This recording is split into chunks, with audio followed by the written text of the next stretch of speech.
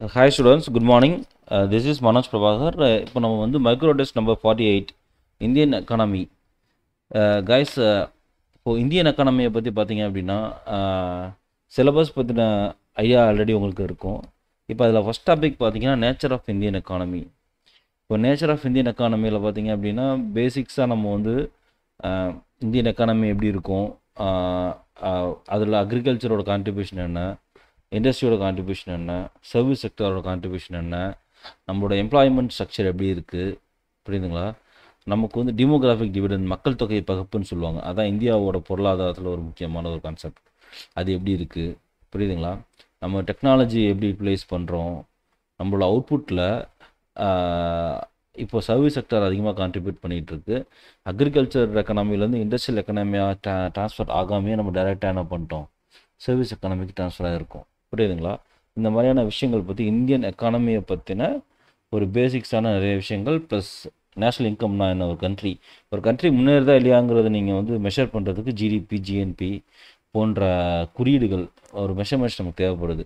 இந்த மெஷர்மெண்ட்ஸ் பண்ணும்போது தான் அந்த கண்ட்ரி வந்து இந்த வருஷம் எப்படி இருந்திருக்கு, அடுத்த வருஷம் எப்படி இருக்குது அப்படிங்கிறத வச்சு நம்ம என்ன பண்ண போகிறோம், என்னென்ன பிரச்சனைகள் அந்த நாட்டுக்கு இருக்குது, அதை முன்னேற்றுறதுக்கு நம்ம அடுத்த வருஷம் ஜிடிபியை உயர்த்துறதுக்கோ, இல்லை நம்ம பொருளாதாரத்தில் பார்த்திங்கன்னா மக்களோட ஏழ்மை அதிகமாக இருந்துச்சு, பாவர்ட்டி அதிகமாக இருக்குது அப்படின்னா பாவர்ட்டி அதிகம் பண்ணுறதுக்கான திட்டங்கள் என்ன, இதை பற்றிலாம் வந்து நம்ம பார்க்க போகிறோம். ரைட்? இப்போது going into questions, maximum questions உங்களுக்கு அனலிட்டிக்கலாகவும் கேட்டிருக்கேன். ரைட்? இதை அண்டர்ஸ்டாண்ட் பண்ணிக்க ட்ரை பண்ணுங்கள். In case if you have any டவுட்ஸ்னால் you can contact me. Right? First question, ஜென்ரலாக ஜிடிபி அப்படின்ற ஒரு விஷயம் வந்துட்டாலே, ஜிடிபின்னு ஆனால் நமக்கு தெரியும், மொத்த உள்நாட்டு உற்பத்தி அப்படின்னு சொல்லுவாங்க. ரைட்டுங்களா? இப்போ ஜிடிபி அப்படின்னா என்ன, ஜிஎன்பினா என்ன அப்படின்னு ஒரு கன்ஃபியூஷன் உங்களுக்கு வரும்.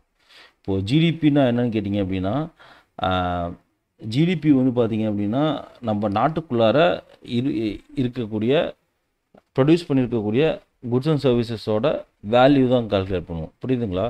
இப்போ வேல்யூ பார்த்திங்க அப்படின்னா கொஞ்ச நாளைக்கு முன்னாடி வரைக்கும் நம்ம வந்து ஃபேக்டர் காஸ்ட் என்ன பண்ணியிருப்போம், கன்சிடர் பண்ணிகிட்டு இருந்தோம். ஃபேக்டர் காஸ்ட் இந்த சென்ஸ் என்ன அப்படின்னா, ஃபேக்டர்ஸ் ஆஃப் ப்ரொடக்ஷன் சொல்லுவாங்க.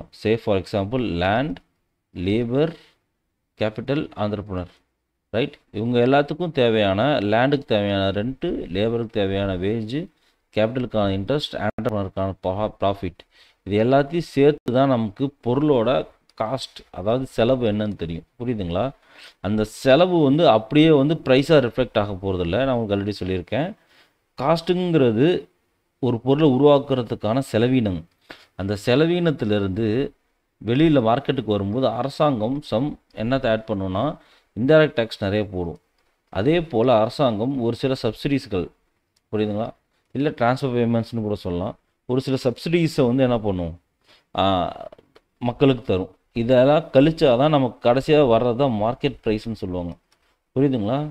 இப்போது நம்ம ஜிடிபியை கால்குலேட் பண்ணும்போது நம்ம ஃபைனல் குட்ஸ் அண்ட் சர்வீசஸ் அதை தான் கன்சிடர் பண்ணுவோம்.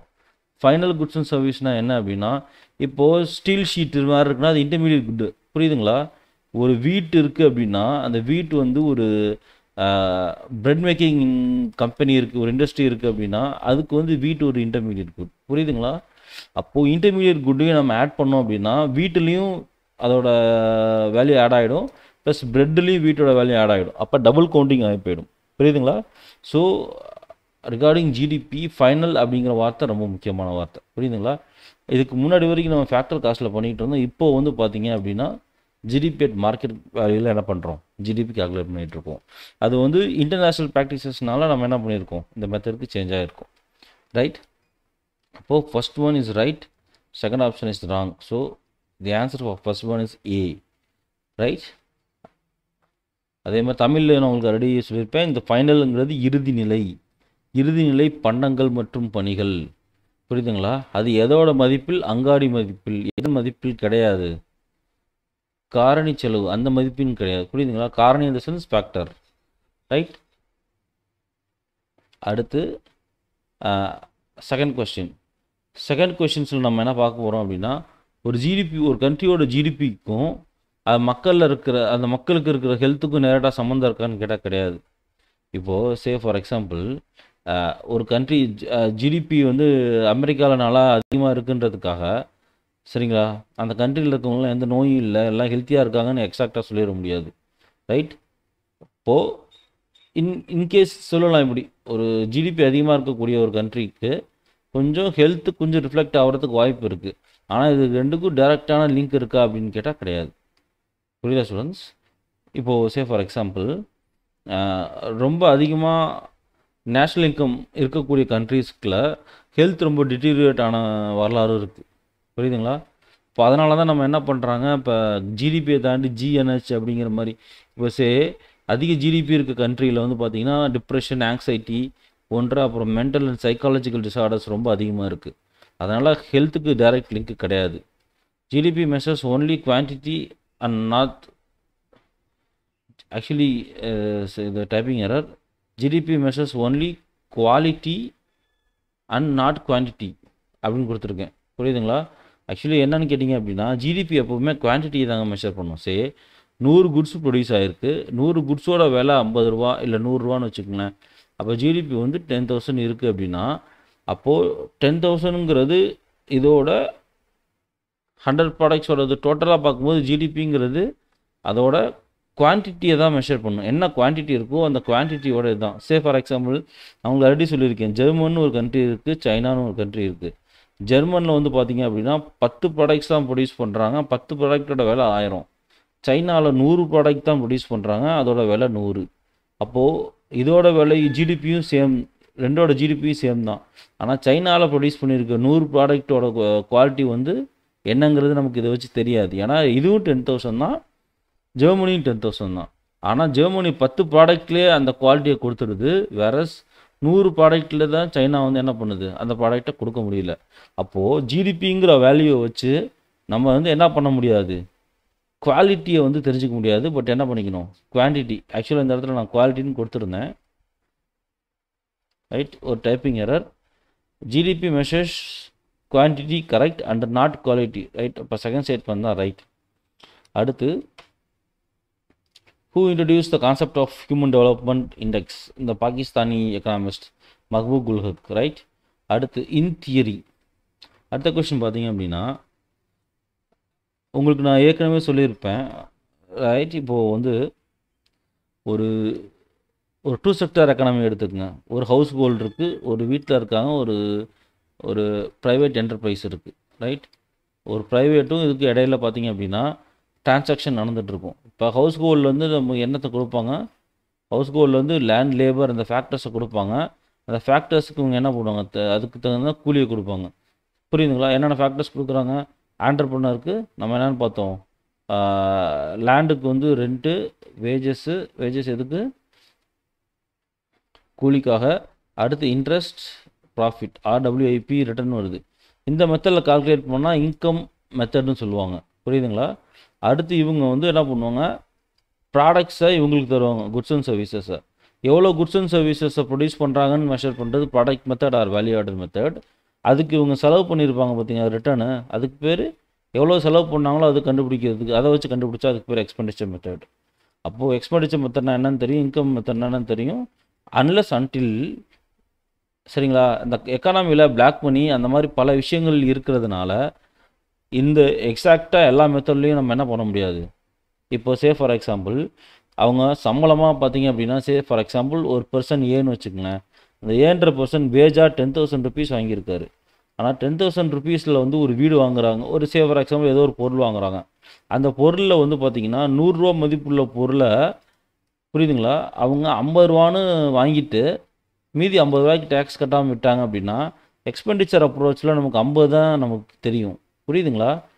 ஃபார் எக்ஸாம்பிள் நாமளே வந்து ஒரு வீடு வாங்குறோம்னு வச்சுக்கோங்களேன். இப்போ எக்ஸ்பெண்டிச்சர் அப்ரோச்சில் பார்த்தீங்க அப்படின்னா 10 லட்ச ரூபா மதிப்புள்ள ஒரு வீட்டுக்காக செலவு பண்ணியிருக்காங்க ஒருத்தர் அப்படின்னா ஆக்சுவலாக பேப்பர் 10 லட்ச ரூபாய்க்கு தான் வாங்கியிருப்பாப்புல. ஆனால் அவங்களோட ரியாலிட்டி ஒரு 30 லட்ச ரூபா கொடுத்துருப்பாங்க. புரியுதுங்களா? அப்போ எக்ஸ்பெண்டிச்சர் அப்ரோச்சில் நிறைய வந்து என்ன பண்ணியிருக்கோம், டிஸ்பேரிட்டிஸ் நிறைய வரும். புரியுதுங்களா? அப்போது ஆக்சுவலி பார்த்தா அங்கே என்ன கொடுத்துருக்காங்கன்னா இன் தியரி நம்ம ப்ரப்போஸ் பண்ண அந்த மெத்தட் படி பார்த்தீங்க அப்படின்னா expenditure approach, income approach, value added or product approach. புரியுதுங்களா? இந்த 3 மெத்தடில் நீங்கள் கால்குலேட் பண்ணாலும் ஒன்றா வருமா அப்படின்னா கரெக்ட் தான். ஆனால் தியரியில் தான் அப்படி நடக்கும். பட் ப்ராக்டிக்கலில் வந்து என்ன பண்ணாது, எக்ஸ்பெண்டிச்சர் அப்ரோச்சஸில் எல்லா அப்ரோச்சஸில் என்ன பண்ணும், டிஃப்ரென்சஸ் ஏற்படும். புரியுதுங்களா? ஏன்னா எக்கச்சக்க மணி வந்து ஸ்பில் ஓவர் ஆகும். புரியுதுங்களா? Through black money or any, இப்போ கரப்ஷன். சரி, நீங்களே ஒரு எம்ப்ளாயி ஆகி ஒரு ஒரு 1,00,000 ரூபா உங்களுக்கு லஞ்சம் வாங்குறீங்கன்னு வச்சுக்கோங்களேன். அந்த 1,00,000 ரூபாய் நீ வந்து பேங்க் அக்கௌண்ட்டில் போய் போட மாட்டாங்க யாருமே. என்கிட்ட என்ன பண்ணுவாங்க, ஏதோ ஒரு ப்ராடக்ட்டில் அவங்க எக்ஸ்பெண்டிச்சர் ஏதோ ஒரு இது செலவு பண்ணியிருப்பாங்க. புரியுதுங்களா?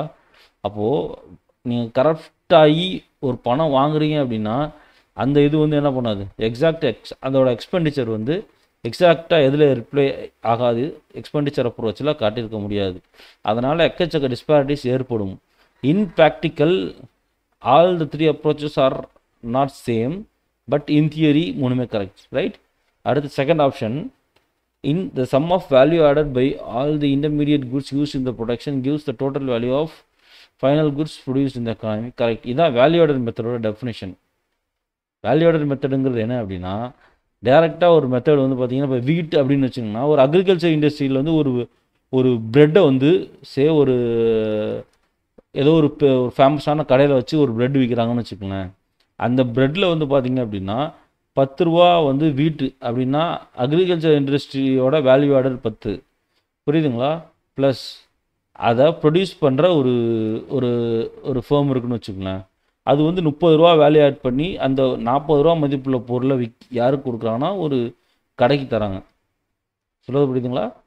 இப்போது இவங்க ஆட் பண்ண வேல்யூ ஆட் 30, ஃபஸ்ட்டு பண்ணவங்க 10, அடுத்து அந்த கடையில் ஒரு டாக்ஸஸ் எல்லாத்தையும் போக அவங்க ஒரு லாபத்தை வச்சு ஒரு 45 ரூபாய்க்கு விற்கிறாங்க அப்படின்னா, அப்போது மார்க்கெட்டில் 45 ரூபாய்க்கு கிடைக்கிது அப்படின்னா அக்ரிகல்ச்சர் செக்டார் 10 வேல்யூ ஆட் பண்ணுது, 30 வந்து இண்டஸ்ட்ரி அது கால்குலேட் பண்ணுது, அந்த சர்வீஸே அந்த ஒரு கடை வந்து என்ன பண்ணுது, ஒரு 5 ரூபா ஆட் பண்ணுது.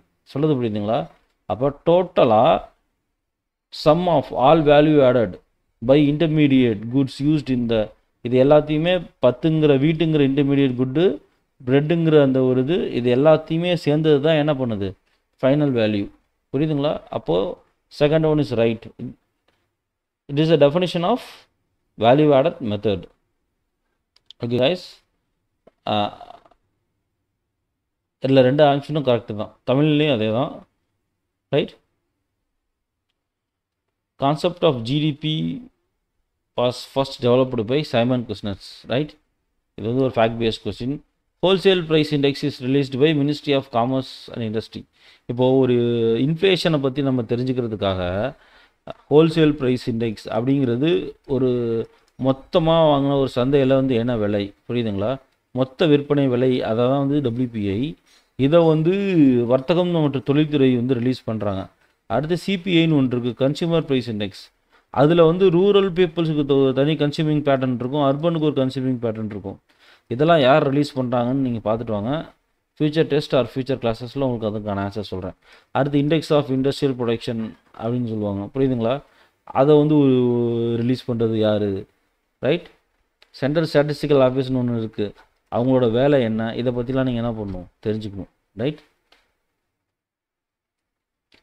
salary of Indian people living abroad is sent to India comes under the GNP of India அப்படின்னா ஆமாம்.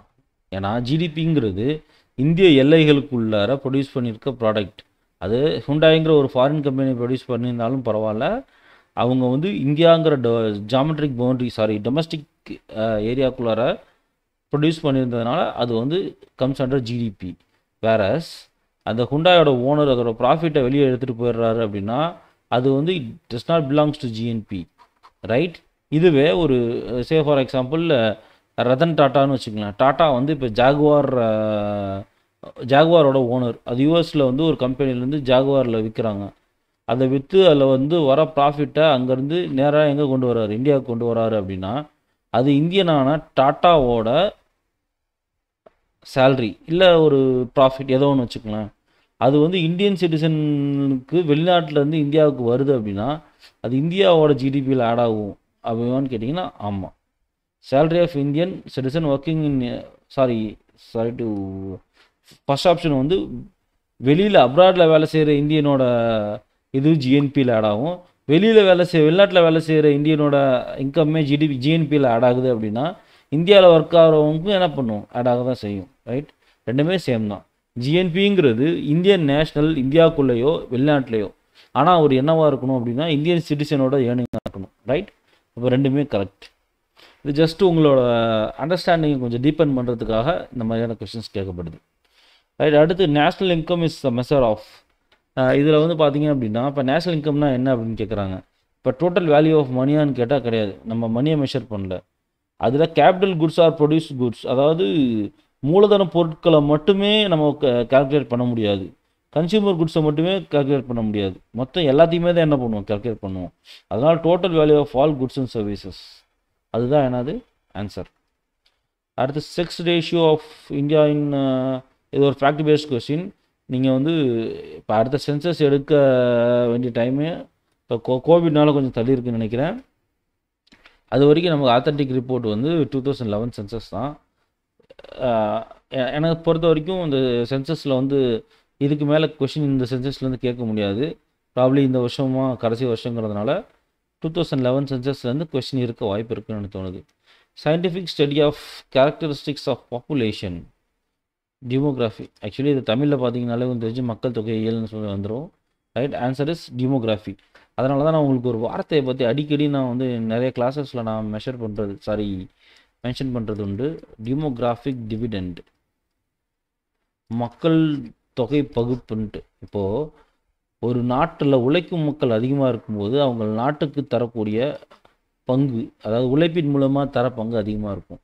இப்போ எந்த ஒரு நாட்டுக்கு டிமோகிராஃபிக் டிவிடெண்ட் அதிகமாக இருக்கோ அந்த நாட்டில் என்ன இருக்கும், நாட்டோட முன்னேற்றமும் அதிகமாக இருக்கும்னு சொல்லலாம். ஏன் அப்படி சொல்கிறேன் அப்படின்னா, இப்போது லெஸ் தேன் 18 அண்ட் மோர் தேன் 60 ஏஜஸில் அதிகமாக இருக்க மக்கள் அதிகமாக இருந்தாங்க அப்படின்னா அவங்கள வந்து என்ன பண்ணும், அவங்களுக்கு தான் ஒர்க்கிங் பாப்புலேஷன் பணம் தந்து இது பண்ணணும், அவங்களுக்கு எக்கனாமியில் கான்ட்ரிபியூட் பண்ண முடியாதுன்றதுனால ஒர்க் ஃபோர்ஸ் அதிகமாக இருக்கக்கூடிய அந்த ஒரு மக்களுக்கு வந்து அதிகமாக பொருளாதாரத்துக்கு கான்ட்ரிபியூட் பண்ணுவாங்க. இந்த கேரக்டர் ஃபார் எக்ஸாம்பிள் என்ன கேரக்டர்னா, மக்கள் அந்த ஒரு குறிப்பிட்ட இடத்துல எவ்வளோ டென்ஸாக வாழ்கிறாங்க, புரியுதுங்களா, அதோட செக்ஸ் ரேஷியோ என்ன, இந்த மக்களில் வந்து பர்த் ரேட் எப்படி இருக்குது, டெத் ரேட் எப்படி இருக்குது, இதெல்லாம் பற்றி படிக்கிறது தான் என்னது டிமோகிராஃபி. அடுத்து Gandhian economics is based on the principle of ethical foundation, அதை ஒழுக்க நெறி அடிப்படையும் சார்ந்து தான் காந்திய பொருளாதாரம் இருக்குது, காந்திய அரசியல் இருக்குது. அதுபோல் காந்திய பொருளாதாரம் எனப்படுவது ஒரு ஒழுக்க நெறியின் அடிப்படையில் தான் கட்டமைக்கப்பட்டிருக்கிறது. ஓகே. அடுத்து evolution of provincial finance in British India, a study of provincial decentralisation of imperial finance. பார்க்கும்போதே ரொம்ப பெரிய புக்காக இருக்குது. ரைட்? இதை எழுதுனது யார் அப்படின்னா டாக்டர் B.R. அம்பேத்கர். ரைட்? இப்போ ஃபார் எக்ஸாம்பிள் அம்பேத்கர் வந்து பார்த்தீங்க அப்படின்னா லா டிபார்ட்மெண்ட்டில் டிஃபென்ஸில் ஒரு மெம்பராக இருந்திருப்பார். ரைட்? டிஃபென்ஸ் கமிட்டியில், அதே மாதிரி லா இதுலேயும் மெம்பராக இருந்திருப்பார். அவர் மெம்பராக இருக்கும்போது தான் 8 hours தான் வந்து ஒரு மக்கள் வேலை செய்யணுங்கிற அந்த ஒரு இதை உருவாக்கி கொடுத்தது அம்பேத்கர் தான். ரைட்? இன்றைக்கி அம்பேத்கரை வந்து நிறைய பேர் வந்து ஒரு தலித்துகளுக்கான தலைவர்னு சொல்லி முடக்க நினைக்கிறாங்க. ரைட்? அம்பேத்கருங்கிற ஒரு நம்ம எல்லாருமே போற்றப்பட வேண்டிய ஒரு முக்கியமான தலைவர். இந்தியாவுக்கு எவ்வளோக்கு எவ்வளோ காந்தி முக்கியமோ, புரியுதுங்களா, தமிழ்நாட்டுக்கு எவ்வளோக்கு எவ்வளோ பெரியார் முக்கியமோ, அதே மாதிரி இந்தியாவுக்கும் சரி, இந்தியாவில் இருக்க அனைத்து மக்களுக்குமே அம்பேத்கர் ரொம்ப முக்கியம். ரைட்? அடுத்த question, 13th question. Advocate of democratic socialism is Jawaharlal Nehru. இப்போது இதில் வந்து ஃபார் எக்ஸாம்பிள் ஒரு ஆக்சிமோரான் அப்படின்னு இங்கிலீஷில் படிச்சிருக்கவங்களுக்கு தெரியும். ஆக்சிமோரானுங்கிறது என்னங்கன்னா, ஒரு ஆப்போசிட் சென்டென்ஸை ஒன்றா போடுறது. ஹீ இஸ் ரைட்லி ராங் அப்படின்வாங்க. Rightly wrong. இப்போது ரைட்டுங்கிறதுக்கு ஆப்போசிட் தான் ராங்கு, பட் அது ரெண்டையும் சேர்த்து ஒரு சென்டென்ஸாக போட்டு நமக்கு ஒரு ஃப்ரேம் பண்ணியிருப்பாங்க. புரியுதுங்களா? இதுதான் வந்து என்ன சொல்லுவோம், ஆக்சிமோரான்னு சொல்லுவாங்க. அதே மாதிரி தான் டெமோக்ராட்டிக் சோசியலிசம், டெமோக்ரஸி சோசியலிசம் ரெண்டுமே கிட்டத்தட்ட ஒரு ஆப்போசிட்டான ஒரு விஷயந்தான். பட் அந்த ஆக்சிமோரானை எப்படி நடைமுறைப்படுத்தலாம் அப்படிங்கிற ஒரு விஷயத்த வந்து சொன்ன ஒரு வித்தகர் தான் ஜவஹர்லால் நேரு. ஃபார் எக்ஸாம்பிள் இப்போ வந்து நீங்கள் டெமோக்ரஸியில் வந்து பார்த்தீங்கன்னா சோசியலிசம்ங்கிறது இட்ஸ் எப்படி சொல்லலாம் அப்படின்னா ஒரு கமாண்ட் எக்கானமின்னு படிச்சிருப்போம், ஸ்கூல் புக்லேயும் பார்த்துருப்பீங்க. Command economy. ரைட்? அப்போது அரசாங்கம் தான் எல்லாத்தையுமே என்ன பண்ணுது, முடிவு பண்ணுது. ஒரு டெமோக்ரஸிங்கிறது என்ன அப்படின்னா அந்த மக்களாட்சி. மக்களாட்சியில் வந்து மக்களோட முடிவுக்கான முக்கியத்துவம் வந்து அதிகமாக இருக்கும். யூஎஸ் யூகே போன்ற கண்ட்ரீஸ்லாம் டெமோக்ராட்டிக் கண்ட்ரீஸ்னு சொல்லுவாங்க. இப்போ ரஷ்யா, வெனிசுவேலா, இப்போ நிறைய கண்ட்ரீஸ்லாம் பார்த்தீங்கன்னா சோஷியலிஸ்டிக் கண்ட்ரீஸ்லாம் பார்த்தீங்கன்னா அரசாங்கத்தோட பவர் அதிகமாக இருக்கும். ரைட்டுங்களா? அப்போ அரசாங்கத்தோட பவர் அதிகமாக இருக்குனாலே என்ன அர்த்தம்? மக்களோட டெமோக்ராட்டிக் நேச்சராக அது இருக்காதுன்னு அர்த்தம். ரெண்டுமே ஒரு ஆக்சிமோரான் சென்டென்ஸ் தான். But India is a mixed economy, right? As India is a mixed economy, so it mixed both the aspects of democracy and socialism. So democratic socialism is advocated by Jawaharlal Nehru. Right, students? அடுத்து Thiruvalluvar's economic ideas are mainly dealt with wealth. கண்டிப்பாக பொருட்பால் பற்றி சொல்லியிருக்காரு. Poverty, ஏழ்மையை பற்றியும் சொல்லியிருக்கிறாரு. Agriculture, ஓகேவா, அக்ரிகல்ச்சரை பற்றி பேசியிருக்காரு. So every aspect of the life is everything under சன்னு கூட சொல்லலாம். ஏன்னா ஆக்சுவலி அப்படி ஒரு முக்கியமான ஒரு ஃபிலாசபர் திருவள்ளுவர்.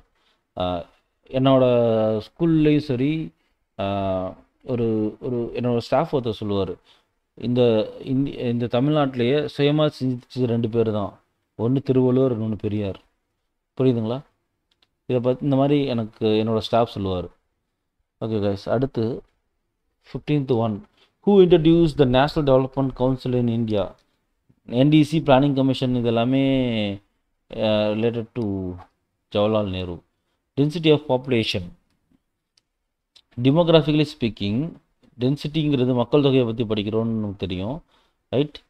ஒரு மக்கள் தொகைங்கிறதுல வந்து அடர்த்தி. இந்த அடர்த்தி எப்படின்னு கேட்டிங்கன்னா, அடர்த்தினா என்ன அர்த்தம்னு கேட்டிங்கன்னா, ஒரு குறிப்பிட்ட பகுதிக்குள்ளார, ஒரு ஏரியாவுக்குள்ளார எவ்வளோ பேர் வாழ்கிறாங்க அப்படிங்கிறது தான் நம்ம பார்க்குறது. அப்போது லேண்ட் ஏரியா பெருசாக இருந்து பாப்புலேஷன் கம்மியாக இருந்து அப்படின்னா டென்சிட்டி கம்மியாக இருக்கும். வேற லேண்ட் ஏரியா கம்மியாக இருந்து அதில் வந்து நிறைய பாப்புலேஷன் வாழ்ந்தால் என்ன அர்த்தம்? டென்சிட்டி அதிகமாக இருக்குன்னு அர்த்தம். அப்போது answer is total population divided by land area. இதில் லேண்ட் ஏரியா குறைஞ்சாலும் டென்சிட்டி அதிகமாகும், பாப்புலேஷன் கூடினாலும் டென்சிட்டி அதிகமாகும். ஒன்று கான்ஸ்டண்ட்டாக இருந்து இன்னொன்று கூடினாலோ, ஒன்று கான்ஸ்டண்ட்டாக இருந்து இன்னொன்று குறைஞ்சாலோ தான் என்ன பண்ணும்? டென்சிட்டியில் ஒரு சேஞ்சஸ் ஏற்படும். சரி, அடுத்த கொஸ்டின். எல்லோ ரெவல்யூஷனுங்கிறது ஆயில் சீட்ஸ் பார்த்தீங்க 2, கோல்ட் ரெவல்யூஷன் வந்து fruits 2-1, black revolution is petrol, right? Yellow is egg 2-1-3-4 is the answer. Okay, answer is D. அடுத்து Ryotwari settlement was first introduced in Tamil Nadu. நீங்கள் நம்ம ஊரில் விவசாயிகளோட பத்திரங்கள், அந்த நிலம் பத்திரங்கள் பார்த்தீங்கன்னா ரயத்வாரி அப்படின்ற மாதிரி ஒரு வார்த்தையை மென்ஷன் பண்ணியிருப்பாங்க. புரியுதுங்களா? Ryotwari settlement is comparably better than other settlements like permanent settlement, மகள்வாரி. அந்த செட்டில்மெண்ட் சிஸ்டத்தை விட கொஞ்சம் கம்பேரிட்டிவாக பார்க்கும்போது ரயத்வாரி செட்டில்மெண்ட் வந்து கொஞ்சம் நல்ல ஒரு முறை தான். எனிதிங் பிரிட்டிஷ் இன்ட்ரடியூஸ் பண்ணது வந்து மக்கள்கிட்டருந்து பணத்தை பிடுங்கிறதுக்கு தான், ரைட்? பட் அதில் கொஞ்சம் பெட்டரான சிஸ்டம் ரயத்வாரி சிஸ்டம்ன்றது என்னோட கருத்து. First industrial policy of India was introduced in 1948, right? இது வந்து ரொம்ப முக்கியமான ஒரு விஷயம். இந்தியா சுதந்திரம் வாங்கினதுக்கப்புறம் ரிப்பப்ளிக் ஆகிறதுக்கு முன்னாடியே ஒரு ஒரு இண்டஸ்ட்ரியல் பாலிசி, ஒரு தொழில் கொள்கையோட அவசியம் உணரப்பட்டது. ஏன்னா ஒரு நாடு அண்டர் டெவலப்டாக இருக்குது அப்படின்னா கண்டிப்பாக அதில் வந்து ஃபார் எக்ஸாம்பிள் அண்டர் டெவலப்டாக இருக்குது அப்படின்னாலே அந்த நாட்டில் வந்து விவசாயத்துறை, அதாவது வேளாண் துறை வந்து ரொம்ப அதிகமாக கான்ட்ரிபியூட் பண்ணிகிட்ருக்கோம். அதில் வந்து டிஸ்கஸ்ட் அன்எம்ப்ளாய்மெண்ட்னு சொல்லுவாங்க. இப்போது தேவைக்கு அதிகமான மக்கள் 5 பேர் வேலை செய்ய வேண்டிய இடத்துல 10 பேர் வேலை செஞ்சிட்ருப்பாங்க. புரியுதுங்களா? அப்போ அந்த 5 மக்கள், டெமோகிராஃபிக் டிவிடெண்ட்னு சொல்லுவோம்ல, 5 மக்களோட உழைப்பு வந்து என்ன பண்ணுது? வீணாகுதுன்றத மீனாகும். புரியுதுங்களா? அப்போது அக்ரிகல்ச்சரில் இருக்க பிரச்சனைகளை களைவறதுக்காக ஒரு நாடு முன்னேற்ற பாதையில் போகணும் அப்படின்னா அந்த நாடு அக்ரிகல்ச்சர் எக்கனாமிலேருந்து இண்டஸ்ட்ரியல் எக்கனாமியாக மாறணும் அப்படிங்கிறதுக்காக இந்தியாவில் வந்து 1948 ஏற்படுத்தப்பட்டது, right? Which 5-year plan is called Gadgil Yojana. இப்போது நமக்கு ஃபஸ்ட்டு 5-year பிளானை பற்றி நமக்கு தெரியும். ஃபஸ்ட்டு 5-year பிளானுங்கிறது ஹேரட் டோமர் மாடல்னு சொல்லுவாங்க. அடுத்து செகண்ட் 5-year பிளானுங்கிறது என்னது? PC Mahalanobis model, right? இப்போது நமக்கு தேர்டோட இது மீனிங் என்ன? தேர்டு பிளான் இஸ் கால்டு என்னது? கட்கில் யோஜனா, ரைட்? அடுத்த கொஸ்டின். நான் லாஸ்ட்டு வந்து இண்டஸ்ட்ரியல் பாலிசி 1948 பற்றி சொன்னேன். அடுத்து 56ல் ஒரு இண்டஸ்ட்ரியல் பாலிசி வந்துச்சு. அதில் வந்து பார்த்தீங்க அப்படின்னா ஹெவி இண்டஸ்ட்ரீஸை பற்றின டெவலப்மெண்ட்டை பற்றி தான் அது முக்கியமாக சொல்லுது. இப்போ ஏன் அப்படின்னா இண்டஸ்ட்ரியை பற்றி அக்ரிகல்ச்சரை பற்றினா ஃபஸ்ட்டு 5 இயர் பிளான் நமக்கு சொல்லிடுச்சு. அடுத்து செகண்ட் 5 இயர் பிளானுக்கு இண்டஸ்ட்ரியை பற்றி கான்சன்ட்ரேட் பண்ண போகிறோம்னு முடிவு பண்ணிட்டோம்.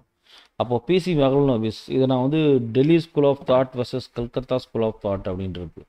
Sorry for example Calcutta school அப்படின்னு வருதுன்னா மும்பை ஸ்கூல்னு வருது.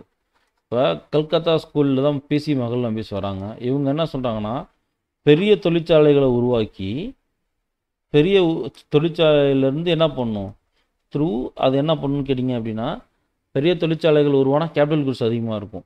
கேபிட்டல் குட்ஸ் அதிகமானால் அதுக்கப்புறம் அது வந்து கன்சியூமர் குட்ஸை உருவாக்கும். அந்த கன்சியூமர் குட்ஸ் வந்து என்ன பண்ணும் இன்டர்ன் எக்கனாமியை டெவலப் பண்ணணும்னு இவங்க நம்பினாங்க. வேற மும்பை ஸ்கூல் ஆஃப் தாட்டில் இருக்கவங்களாம் பார்த்தீங்கன்னா பிரிட்டிஷோட ரொம்ப லிங்கான ஆட்கள், பெரிய பெரிய இண்டஸ்ட்ரியலிஸ்ட். ஆக்சுவலி பார்த்தீங்க அப்படின்னா அவங்க லாபம் நோக்கம் அதிகமாக இருக்கும். பட் அவங்க சொன்ன விஷயம் ரைட்டு. இந்தியாவோட இதுபடி பார்த்தீங்கன்னா ஏன்னா அவங்களுக்கு தெரியும்ல ஒரு முதலாளி வந்து எப்படி வந்து இருக்கிற ரிசோர்ஸை சரியாக பயன்படுத்தணும்னு தெரியும். இவங்க வந்து சோசியலிஸ்ட் பாயிண்ட் ஆஃப் வியூவில் மக்களுக்காக நான் நல்லது சரின்ற ஒரு பாயிண்ட் ஆஃப் வியூவில் ஒரு விஷயம் பண்ணாங்க. பட் மும்பை ஸ்கூல் ஆஃப் தாட்டில் என்ன ஐடியா அப்படின்னா இந்தியாவில் வந்து மக்கள் தொகை தாங்க அதிகமாக இருக்குது. அப்போ மக்கள் தொகையை வச்சு சின்ன சின்ன சின்ன சின்ன நிறைய கன்சியூமர் குட்ஸ் ப்ரொடியூஸ் பண்ணுற நுகர்வு பொருட்கள் ப்ரொடியூஸ் பண்ணுற இண்டஸ்ட்ரீஸ் நிறைய உருவாக்குங்க. அந்த இண்டஸ்ட்ரீஸ் என்ன பண்ணும் இன்டர்ன் மக்களுக்கு வந்து அதிகமான ப்ரொடியூஸ் இருக்கும்போது அந்த ப்ரொடியூஸ் எக்ஸ்போர்ட் பண்ணுவோம். அதனால் இன்டர்ன் என்ன ஆகும் அதுக்கடுத்து கேபிட்டல் டெக்னாலஜி இம்ப்ரூவ் பண்ண கேபிட்டல் குட்ஸ் ப்ரொடியூஸ் பண்ண ஆரம்பிச்சிடும். அதுக்கப்புறம் இன்டர்ன் எக்கனாமி இன்னும் வளரும் அப்படின்னு இவங்க சொன்னாங்க. ஆக்சுவலி இப்போ யோசிச்சு பார்த்தீங்கன்னா மும்பை ஸ்கூல் ஆஃப் தாட் தான் கரெக்டு. பட் அப்போ நீங்கள் யோசிச்சு பார்த்தீங்க அப்படின்னா மும்பை ஸ்கூல் ஆஃப் தாட் வந்து அது ஒரு பழமொழி சொல்லுவாங்கள்ல அது ஏதோ நினைதுன்னு ஓனா கள்ள படிச்சுங்கிற மாதிரி புரியுதுங்களா. அப்போ மும்பை ஸ்கூல் ஆஃப் தாட்டில் இருக்கவங்களோட ஐடியா வந்து மக்கள் நல்லதுக்கு எப்படி இருக்கும் அப்படின்னு அவங்களுக்கு ஒரு சந்தேகம் இருந்தது. பொருளாதார அறிஞர்களுக்கும் அந்த சந்தேகம் இருந்தது. புரியுதுங்களா. மக்களுமே அவங்கள நம்ப முடியாது. Right. Physical quality of life index வந்து இன்ட்ரடியூஸ் பண்ணது மாரிஸ். அடுத்து கரெக்ட் ஸ்டேட்மெண்ட். ஃபேக்டர் காஸ்ட்டை கண்டுபிடிக்கணும். இப்போது ஒரு மார்க்கெட் ப்ரைஸை நீங்கள் கண்டுபிடிக்கணும் அப்படின்னா மார்க்கெட்டுக்கு போகுதுன்னா ஃபேக்டர் காஸ்ட்டில் இருந்து எதை கழிக்கணும் ஃபேக்டர் காஸ்ட்டோட இன்டைரக்ட் டேக்ஸ் ஆட் ஆகும் மைனஸ் சப்சிடிஸை கழிக்கணும். இப்போது இதுவே இவங்க என்ன கேட்டிருக்காங்கன்னா ஃபேக்டர் காஸ்ட் கேட்டிருக்காங்களா. ஃபேக்டர் காஸ்ட்டுங்கிறது எப்படி இருக்கும்னா மார்க்கெட் ப்ரைஸ்லேருந்து இன்டைரக்ட் டேக்ஸை கழித்து சப்சிடிஸை போட்டுரும். அப்போது answer is D. And next one, 24th one, transfer payments are not included in national income. Transfer payments என்னன்னு கேட்டிங்க அப்படின்னா சப்சிடி மாதிரிங்க. புரியுதுங்களா. மாற்று செலுத்தல்கள்ன்றது என்னன்னு கேட்டிங்க அப்படின்னா இப்போ அரசாங்கம் வந்து ஒருத்தருக்கு இலவசமாக ஏதோ ஒன்று தருதுன்னு வச்சுக்கோங்களேன். அந்த இலவசமாக தருது அப்படின்னா அது ஒருத்தரோட உழைப்பின் விளைவாக அது வரல.